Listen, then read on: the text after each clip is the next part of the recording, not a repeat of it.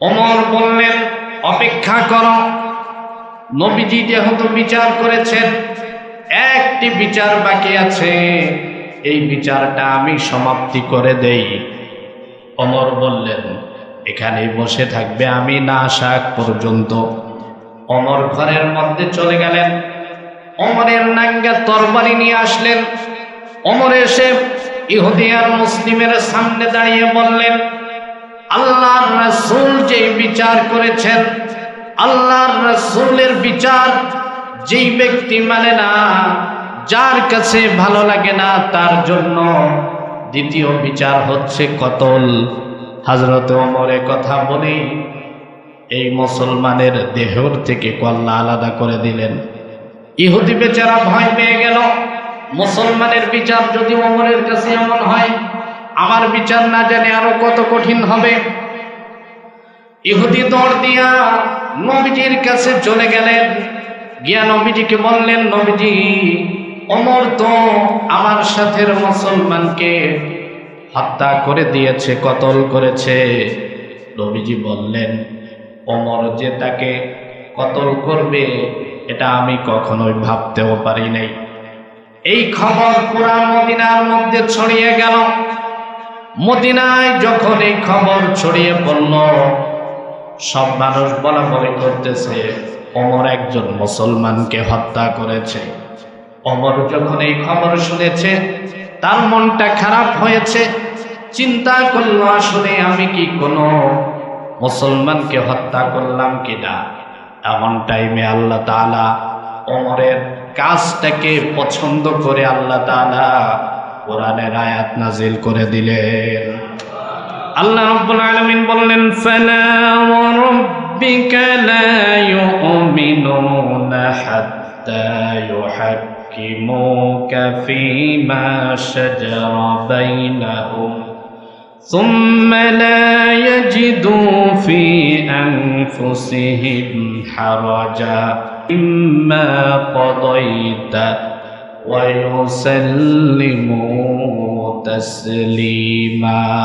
রাসূলের আগমনের মাধ্যমে গোটা পৃথিবীতে জাহেলিয়াতের যে অন্ধকার ছিল, মানুষ গোমরাহের মধ্যে নিমজ্জিত ছিল, মানুষ অন্যায়, অবিচার, জুলুম, নির্যাতন, খুন, ধর্ষণ, চাঁদাবাজি, এসব কিছুর মধ্যে মানুষ এমনভাবে নিমজ্জিত ছিল, ইতিহাস যাদেরকে কুখ্যাত জাহেল বলে স্বীকৃতি দেয়, এমন একটি সময়ের মধ্যে মুহাম্মদ সাল্লাল্লাহু আলাইহি ওয়াসাল্লামকে আল্লাহ তাআলা প্রেরণ করে গোটা বিশ্ব জগতের জন্য রহমত স্বরূপ আমার আপনার নবীকে প্রেরণ করে আল্লাহ তাআলা কিয়ামত পর্যন্ত তার জমিনকে আল্লাহ তাআলা আবাদ করেছেন। আমরা জানি বছরের মধ্যে শ্রেষ্ঠ মাস হচ্ছে মাহে রমাদান। কোন মাস? মাহে রমাদান। মাহে রমাদান কেন শ্রেষ্ঠ? মাহে রমাদান শ্রেষ্ঠ হচ্ছে একটি রাত্রের কারণে। কয়টি রাত? একটি রাত্রের কারণে পুরো মাসটাকে শ্রেষ্ঠত্ব দেওয়া হয়েছে। মাসটি হচ্ছে লাইলাতুল কদর। এই একটি রাত্রের কারণে পুরা মাহে রমাদানকে আল্লাহ তাআলা শ্রেষ্ঠত্ব দিয়েছেন। এখন প্রশ্ন হলো, লাইলাতুল কদর, কদরের রাত্র কেন দামি হলো? আল্লাহ তাআলা সূরা কদরের শুরুতে বলেছেন, ইন্না আনজালনাহু ফি লাইলাতুল কদর। লাইলাতুল কদরের রাত্রে আল্লাহ তাআলা তার 30 পারা কোরআন নাজিল করেছেন। কোরআনের বরকতে, কোরআনের আজমতে আল্লাহ তাআলা এই রাতের দাম 1000 রাতের চাইতে বেশি বাড়িয়ে দিয়েছেন। আর একটি রাতের কারণে পুরা রমাদানের পুরা মাসটাকে আল্লাহ তাআলা মহিমান্বিত করে দিয়েছেন। ইমাম আহমদ ইবনে হাম্বল রাহিমাহুল্লাহ উনি তার গ্রন্থে উল্লেখ করেছেন যে আল্লাহ রাব্বুল আলামিন মুসলিম মিল্লাহের জন্য মাহে রমাদানকে সৃষ্ট করেছেন, আর বছরের মধ্যে আরেকটি মাসকে আল্লাহ তাআলা শ্রেষ্ঠত্ব দিয়েছেন, সেটা হচ্ছে রবিউল আউয়াল। রবিউল আউয়ালে মাহে রমাদানুল মুবারকে যেমন একটি রাত আছে, রাতটির নাম লাইলাতুল কদর। রবিউল আউয়াল মাসে এমন একটি রাত আছে যেই রাতকে বলা হয় লাইলাতুল মৌলিদিল মুস্তাফা সাল্লাল্লাহু আলাইহি ওয়াসাল্লাম। এই রবিউল আউয়াল মাসের লাইলাতুল মৌলিদিল মুস্তাফা, এই রাতের কারণে পুরা রবিউল আউয়াল মাসকে আল্লাহ তাআলা মহামণ্ডিত করে দিয়েছেন। ইমাম আহমদ ইবনে হাম্বলের মত অনুযায়ী মাহে রমাদানের চাইতে মুমিনের জন্য বরকত বেশি দিয়েছেন আল্লাহ তাআলা রবিউল আউয়াল মাসে। কেমন করে? কোরআনকে আল্লাহ তাআলা রমজান মাসে নাজিল করেছেন।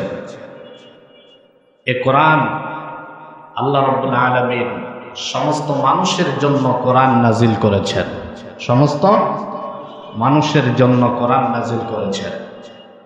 কোরআন আল্লাহ মানুষের জন্য কেন নাজিল করেছেন আল্লাহ তাআলা উল্লেখ করেছেন, শাহরু রমাদানাল্লাযী উনজিলা ফীহিল কুরআন হুদাল লিন-নাস। কোরআন সমস্ত মানুষের জন্য হচ্ছে হেদায়েত। সমস্ত মানুষের জন্য কোরআন কি? হেদায়েত।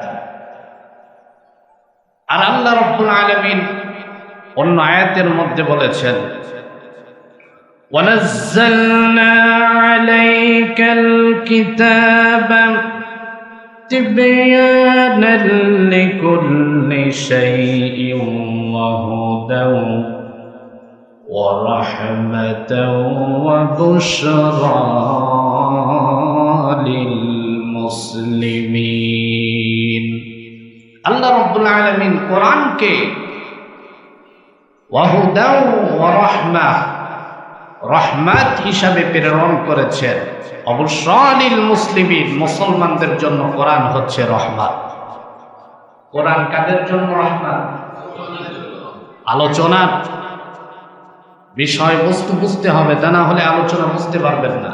আল্লাহ প্রথমে বলেছেন শাহরুর রমাদান আল্লাযী উনজিলা ফীহিল কুরআন হুদাল লিন-নাস। কোরআন হেদায়েত সমগ্র মানুষের জন্য, হিন্দু, বৌদ্ধ, খ্রিস্টান, সুরি, মুচি, সব জাতি, ধর্ম, বর্ণ নির্বিশেষে সব মানুষের জন্য কোরআন হচ্ছে হেদায়েত। কোরআন রহমত না, সব মানুষের জন্য কোরআন কি? হেদায়েত।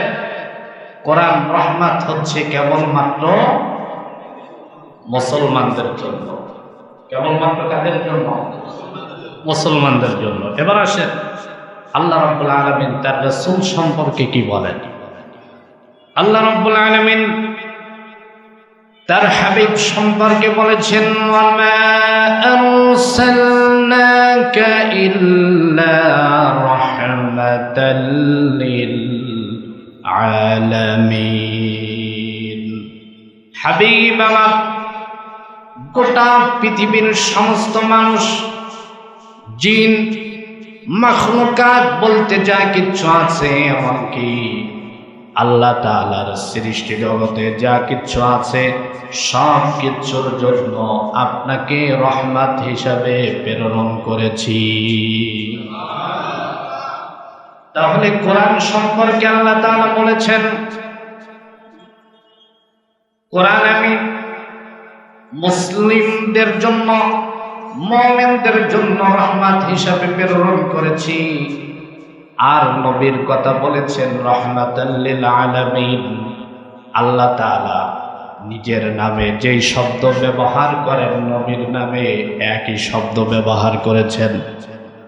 আল্লাহ নিজের ব্যাপারে বলেছেন, পড়েন সবাই, আলহামদুলিল্লাহি রাব্বিল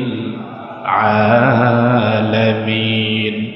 আল্লাহ রাব্বুল আলামিন গোটা আলমের যিনি রব, ওই আল্লাহ তাআলাই বলেছেন আমার আলম যত বড়, পুরা আলমের জন্য আমি আল্লাহ তাআলা আমার হাবিবকে রাহমাতাল লিল আলামিন বানিয়ে দিয়েছি। কোরআন শুধুমাত্র মুমিনের জন্য রহমত, হেদায়েত সবার জন্য। রহমত শুধুমাত্র কাদের জন্য? মুসলমানের জন্য। আর রাসূল হচ্ছেন মুসলিম, হিন্দু, বৌদ্ধ, খ্রিস্টান, ধর্ম বর্ণ নির্বিশেষ, শুধু মানুষ না, সমস্ত মাখলুক, আল্লাহর সৃষ্টি জগতের সব কিছুর জন্য আল্লাহ তার হাবিবকে রহমত হিসাবে প্রেরণ করেছেন। এজন্য ইমাম আহমদ ইবনে হাম্বল বলেছেন, লাইলাতু মাউলিদিল মুস্তাফা সাল্লাল্লাহু আলাইহি ওয়াসাল্লাম, যেই রাত্রে মুহাম্মদ সাল্লাল্লাহু আলাইহি ওয়াসাল্লাম এ ধরায় আগমন করেছিলেন, সেই রাত্রকে বলা হয় লাইলাতু মাউলিদিল মুস্তাফা। এই লাইলাতুল মাউলিদিল মুস্তাফা মুসলমানদের জন্য, সমস্ত মাখলুকের জন্য, সব ধর্মের মানুষের জন্য লাইলাতুল কদরের চাইতে এই রাতের দাম আল্লাহর কাছে বেশি। এটা কি হিসাবে? রহমত হিসাবে। কি হিসাবে? রহমত হিসাবে। আল্লাহ মানুষকে শ্রেষ্ঠত্ব দিয়েছেন, উম্মতি মুহাম্মাদীকে আল্লাহ তাআলা শ্রেষ্ঠত্ব দিয়েছেন তিন কারণে। কয় কারণ? তিন কারণে। এক নাম্বার কোরআন, দুই নাম্বার নবী, তিন নাম্বার ধর্ম হিসাবে দিয়েছেন ইসলাম। এই তিন কারণে আল্লাহ তাআলা আখির জামানার নবীর উম্মতকে শ্রেষ্ঠত্ব দিয়েছেন এতটাই বেশি, এই নবীর উম্মত জান্নাতে প্রবেশের আগে অন্য কোন নবীর উম্মতকে আল্লাহ জান্নাতে ঢোকার পারমিশন দিবেন না। এই শ্রেষ্ঠত্ব আমরা পেয়েছি কয় কারণে? তিন কারণে। তার মধ্যে এক নাম্বার হচ্ছে কোরআন, দুই নাম্বার নবী, তিন নাম্বার ইসলাম। তো কোরআন আমাদের জন্য শ্রেষ্ঠ নিয়ামত, রাসূল আমাদের জন্য শ্রেষ্ঠ নিয়ামত। তবে রহমত হিসাবে আমার রাসূল সমস্ত মাখলুকের কাছে প্রাধান্য পেয়েছে। সুবহানাল্লাহ। এখন এই রবিউল আউয়ালের লাইলাতু মাউলিদিল মুস্তাফা, এই রাতের দাম এত বেশি, এই মাসে আমাদের করণীয় আছে না নাই? কি করণীয়? মারামারি, ঝগড়া ফাসাদ করা।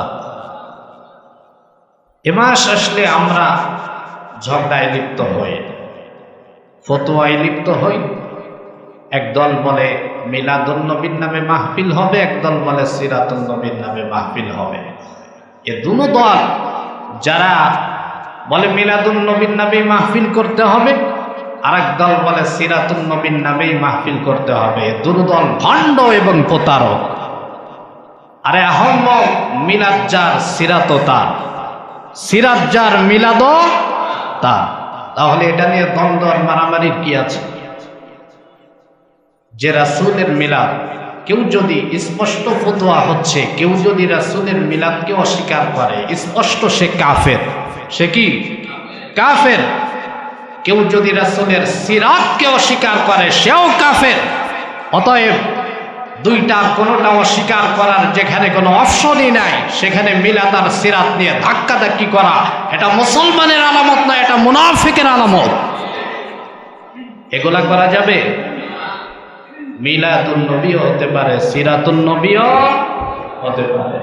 তবে আমাদের সমাজে যারা মিলাদুন নবী নিয়ে বেশি ঠেলে, এদের মধ্যে ভণ্ডের সংখ্যা বেশি।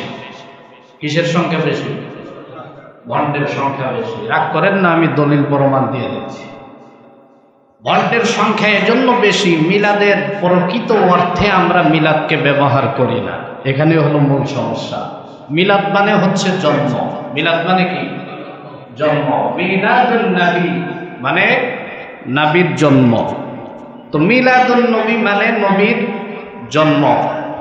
যেখানে মিলাদ হবে তার অর্থ হলো নবীজির জন্ম নিয়া, জন্মের আগে যেই নবীজির মুজিজা প্রকাশ পেয়েছিল তা নিয়ে আলোচনা করা।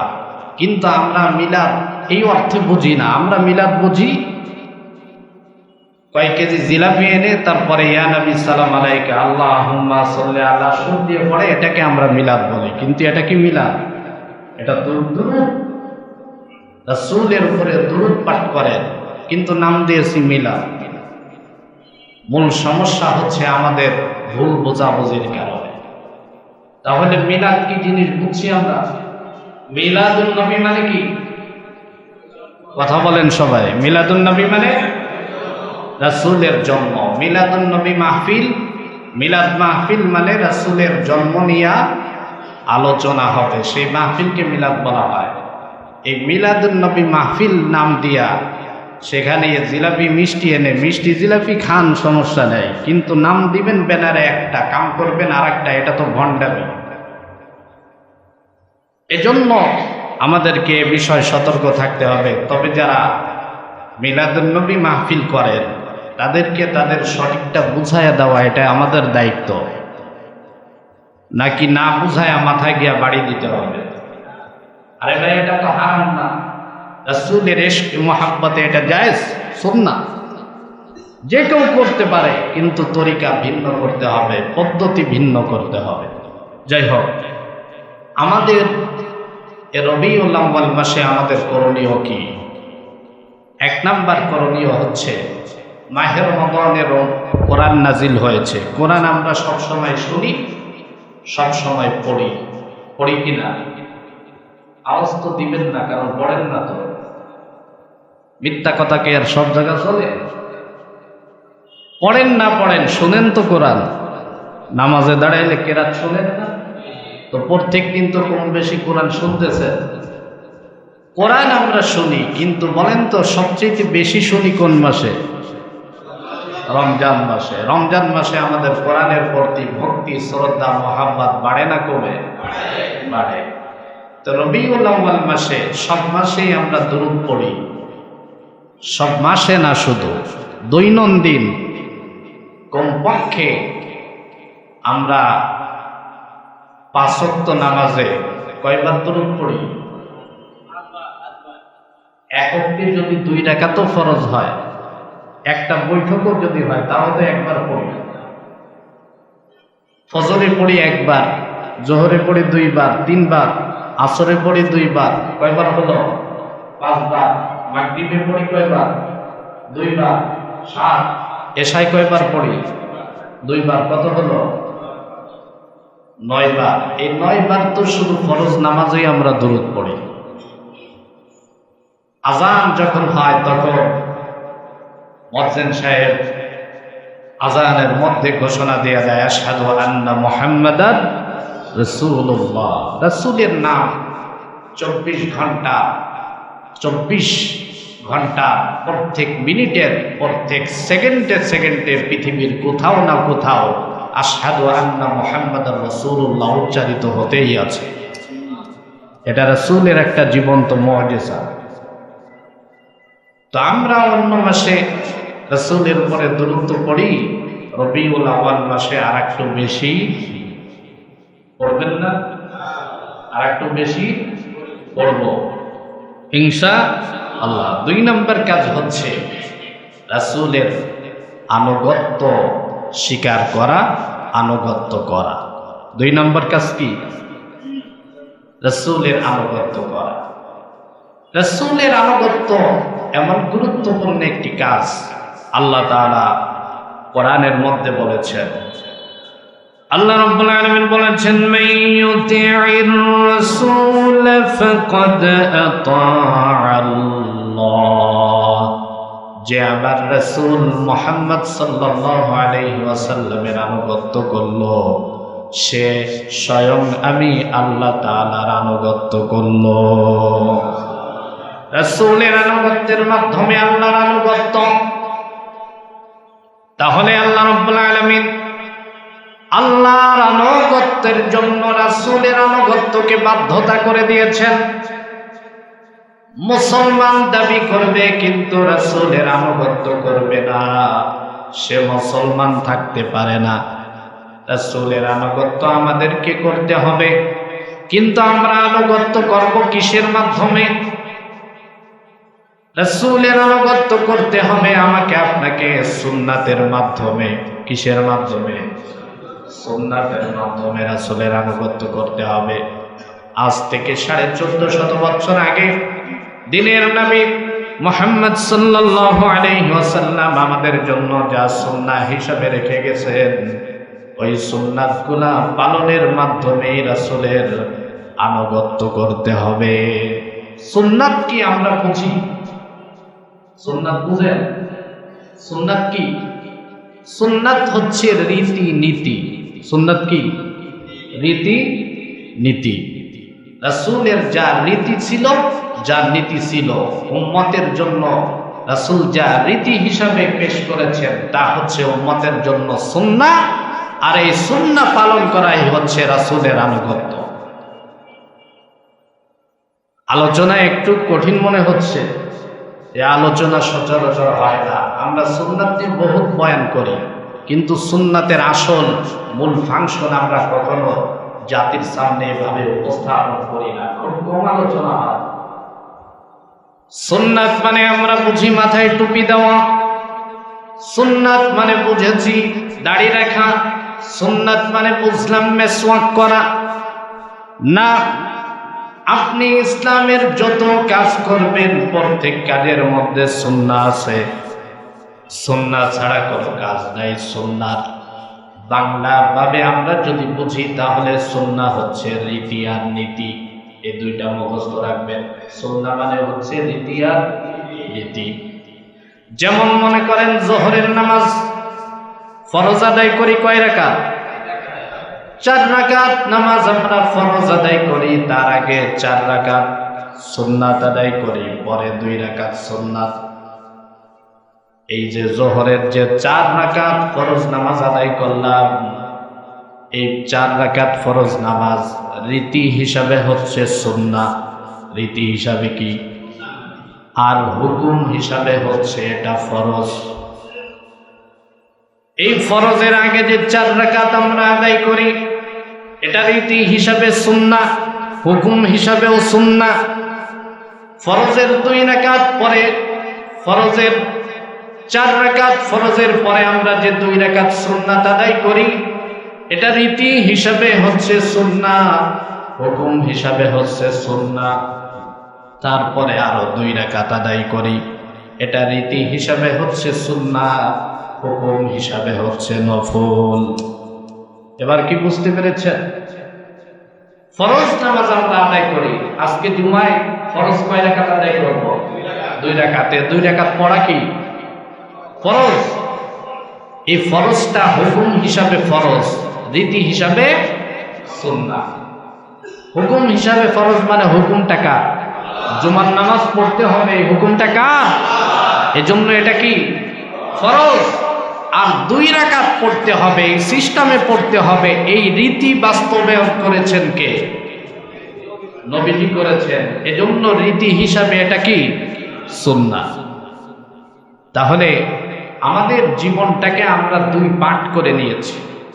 জীবনের এক অংশে আমরা ইসলাম দিয়ে সাজাই, আর এক অংশে আমাদের মন চাহি জিন্দেগি দিয়ে আমরা সাজিয়েছি।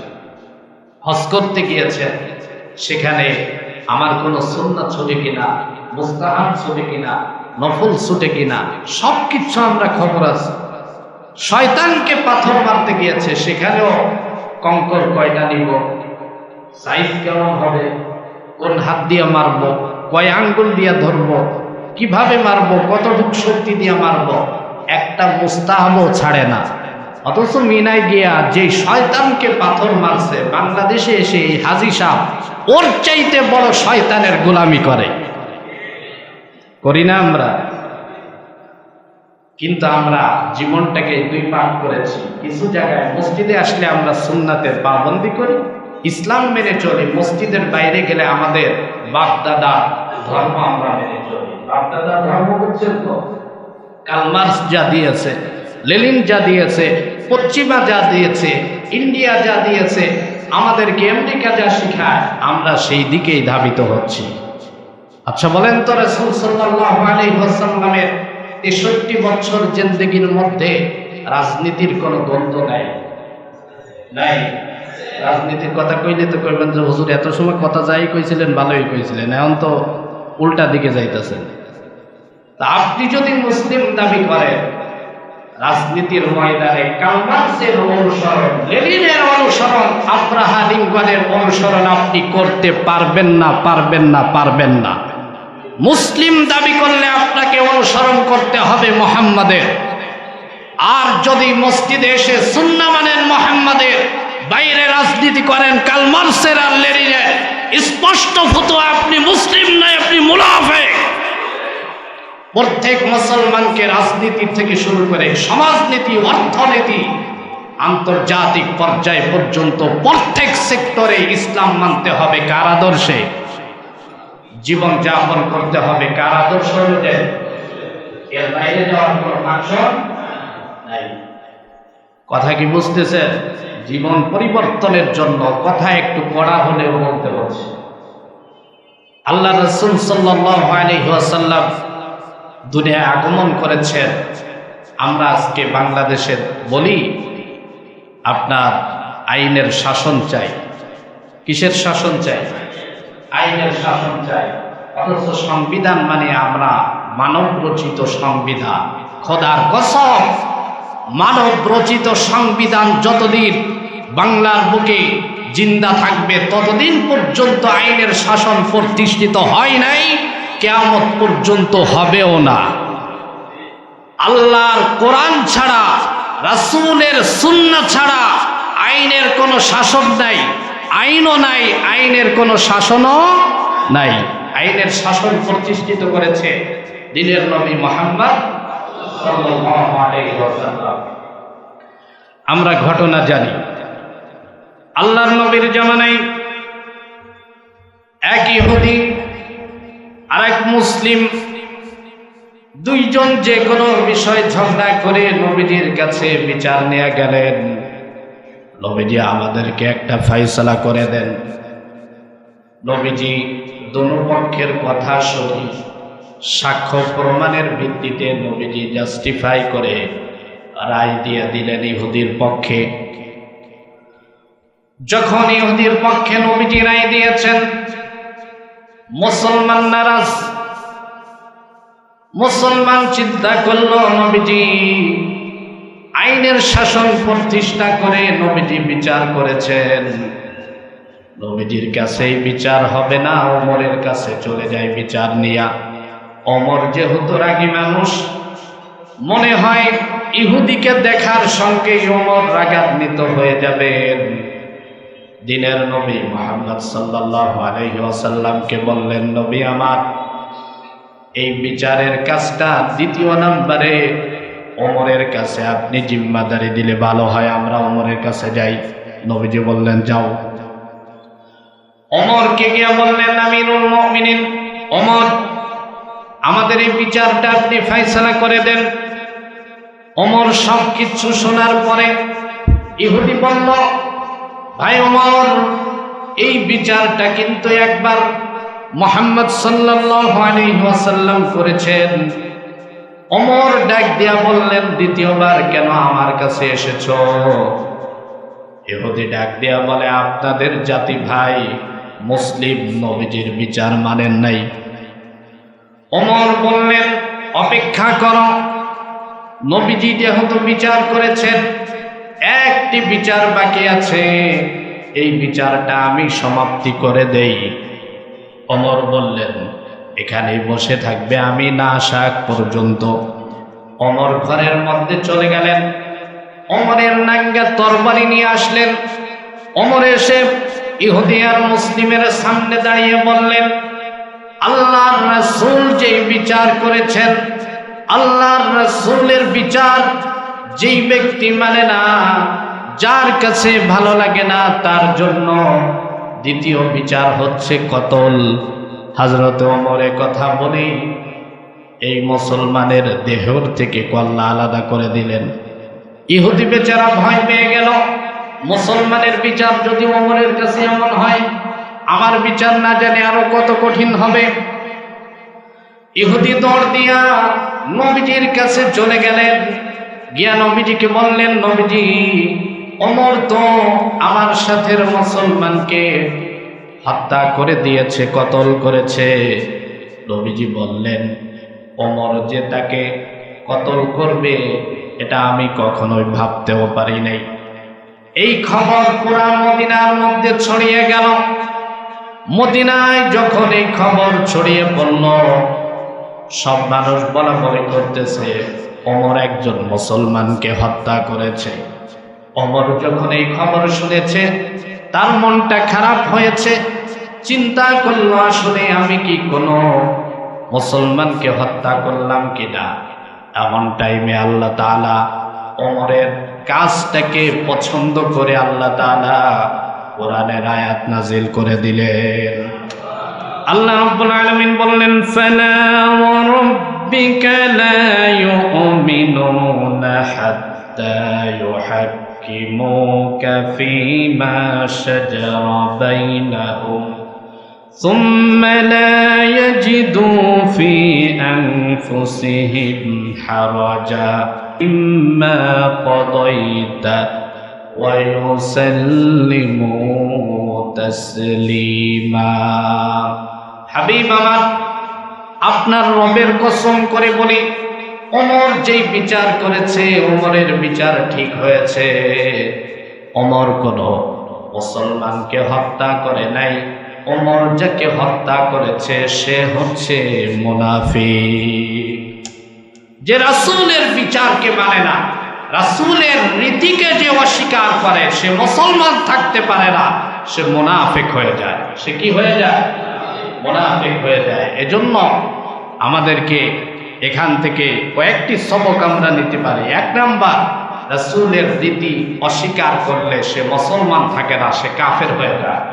দুই নাম্বার, এই ধরার বুকে বিচারের আইনের শাসন প্রতিষ্ঠিত করেছে একমাত্র মুহাম্মদ সাল্লাল্লাহু আলাইহি ওয়াসাল্লাম। গোটা পৃথিবীর মানুষ যদি শান্তি চায়, মুক্তি চায়, আইনের শাসন চায়, ন্যায় প্রতিষ্ঠিত করতে চায়, কোন কার্ল মার্কস, লেনিন, আব্রাহা লিঙ্কনের পিছনে দৌড়ায় লাভ নাই, দৌড়াইতে হবে মদিনাওয়ালার পিছে। ঠিক কিনা বলে? এজন্য আমাদেরকে রাসূলের কি মানতে হবে? রীতি আর নীতি। ইমাম ইউসুফ রাহমাতুল্লাহি আলাইহি নাম শুনছেন? আপনাদের সরের ইমাম না, মাযহাবের ইমাম ছিলেন। ইমাম আবু হানিফা রাহমাতুল্লাহি আলাইহির ডান হাত ছিলেন। ইমাম আবু ইউসুফ রাহমাতুল্লাহি আলাইহি উনি জাস্টিস ছিলেন, বিচারক ছিলেন। বিচার কার্যের সময় কোনো এক কথার প্রসঙ্গে তিনি বলেছেন যে আমি রাসূলুল্লাহ সাল্লাল্লাহু আলাইহি ওয়াসাল্লাম কদু তরকারি পছন্দ করতেন, আমি ইমাম আবু ইউসুফও কদু লাউ পছন্দ করি, আমি বরকতুল আনসারীও কদু পছন্দ করি। আপনারা পছন্দ করেন? তবে বাঙালি এটা খাওয়ার পদ্ধতি জানে না। আমরা খাই শুটকি দিয়া, চিংড়ি দিয়া, টাকি মাছ আর শোল মাছ দিয়া। কদু খাওয়ার নিয়ম হচ্ছে গোশত দিয়া খাওয়া উত্তম। কি দিয়া? গোশত দিয়া যদি কদু খান তাহলে কদুর আসল স্বাদ টের পাবেন এবং তার যে উপকারিতা সেটা পাবেন। এটা সুন্নাত। গোশত দিয়ে খাইবেন, গরুর গোশ, উটের গোশ, বকরি, যে কোনো গোশ, গোশত দিয়ে পাক করে খেয়ে দেখেন কদুর টেস্ট কেমন। অনেকের জিহ্বায় তো এখনই পানি চলে আসছে। তো ইমাম আবু ইউসুফ রাহমাতুল্লাহি আলাইহি বললেন যে আমি কদু পছন্দ করি। ওখানে একজন যুবক বলল যে আমি কদু পছন্দ করি না। আমি কি করি না? কদু পছন্দ করি না। ইমাম আবু ইউসুফ রাহমাতুল্লাহি আলাইহি হুকুম দিলেন, যেখানে আলোচনা হচ্ছে রাসূল কদু পছন্দ করতেন, আমিও কদু পছন্দ করি, সেখানে যেই ব্যক্তি বলেছে কদু পছন্দ করি না সে রাসূলের রীতিকে স্পষ্টভাবে অস্বীকার করেছে, সুন্নাহকে অস্বীকার করেছে। এজন্য তার ঈমান চলে গেছে, সে কাফের, তাকে কতল করে দেওয়া ওয়াজিব। সঙ্গে সঙ্গে যুবক বলল আমার ভুল হয়েছে, ভুল বুঝতে পেরেছি, তওবা করতেছি। আবু ইউসুফ রাহমাতুল্লাহি আলাইহি তাকে ক্ষমার ঘোষণা করে দিলেন। তার মানে হচ্ছে রাসূলের আপনি জীবনে কোনোদিন কদু খায়েন না, কোনো সমস্যা নাই, কিন্তু যখন শুনবেন রাসূল কদু খেয়েছে আপনি যদি রাসূলকে ভালোবাসেন, রাসূলের নীতি যদি আপনি অনুসরণ করেন, আপনাকে বলতে হবে আমিও কত ভালোবাসি।